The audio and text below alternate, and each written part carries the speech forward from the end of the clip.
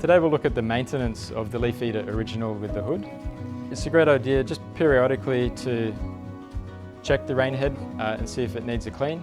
There may be small build-up of leaves and other debris in there.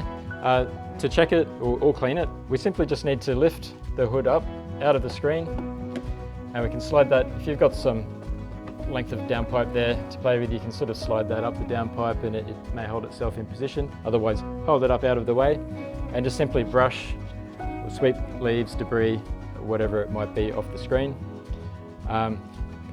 You can also take that screen off if you need to. You just need to sort of pull that out, and then you can take that away and give it a good clean off and a backwash with a hose and get it really clean, and then simply click that back down into position on the rain head body, and then just slide the hood down back into place. It's as simple as that, and done.